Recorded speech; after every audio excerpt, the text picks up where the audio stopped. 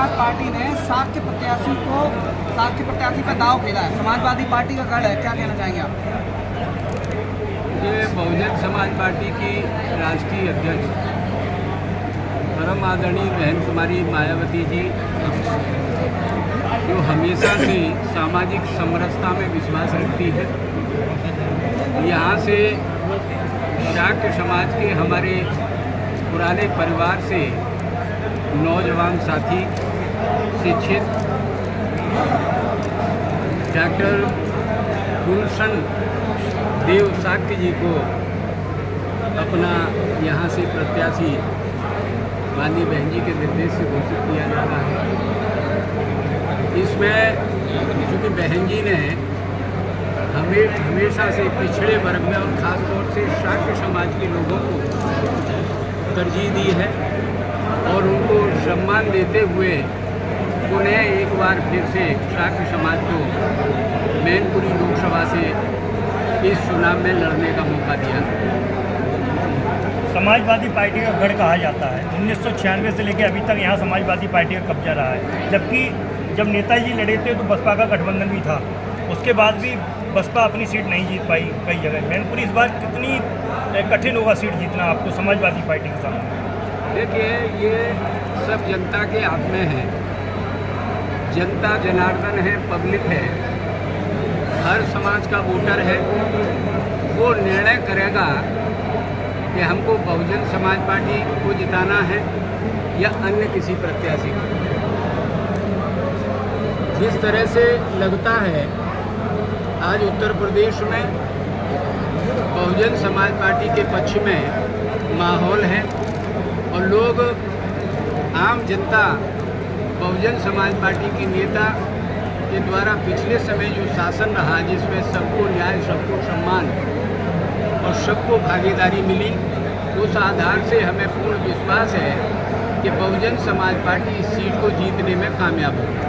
विपक्ष हमेशा आरोप लगाता है कि बसपा हमेशा बीजेपी की बी टीम के रूप में काम करती है। देखिए, विपक्ष का काम है आरोप लगाना। कहीं कोई सिद्ध आज तक नहीं कर पाया।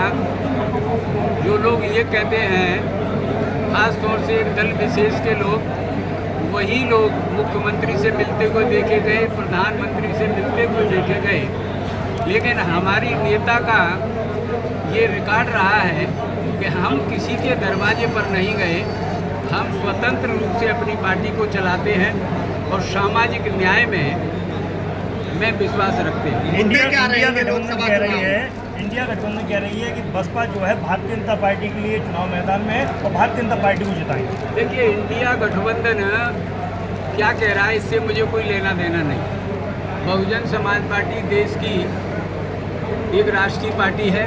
अपनी ताकत के बल पर, अपने लोगों के दम पर और हर समाज के लोगों के दम पर बहुजन समाज पार्टी मैदान में। आरोप प्रत्यारोप का दौर चलता रहेगा। इसमें आपके बहुजन समाज पार्टी के क्या मुद्दे रहेंगे? ये हमारे जो मुद्दे हैं, जो हमारी नेता का कहना है कि सबको न्याय, सबको सम्मान, गरीब की बात पहले सुनी जाए, कमजोर की बात पहले सुनी जाए, लॉ एंड ऑर्डर इस प्रदेश में ठीक हो, ये हमारी नेता का कहना है। इसीलिए हमारा कोई घोषणा पत्र नहीं होता। हम लोग झूठे वादे नहीं करते हैं। आप उन लोगों से पूछें, उन पार्टियों से पूछें जो लोग घोषणा पत्र जारी करके तमाम लुभावने वादे करते हैं, लेकिन कोई भी वादा आज तक उन्होंने पूर्ण रूप से साकार नहीं किया। समाजवादी पार्टी कह रही है कि हमने विकास कार्य किए हैं, उसको लेकर हम चुनाव मैदान में है। बीजेपी कह रही है कि हमने गुंडा राज खत्म किया, उसको लेकर मैदान में। बसपा क्या है, बसपा ने क्या किया? देखिए, जो दल कह रहे हैं उनसे मेरा कोई लेना देना नहीं है।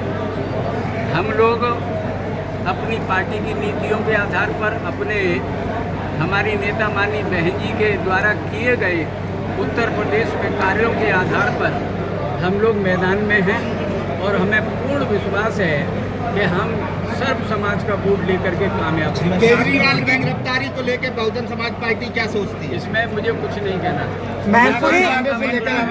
मैनपुरी संसदीय सीट पर कानून का मसला है।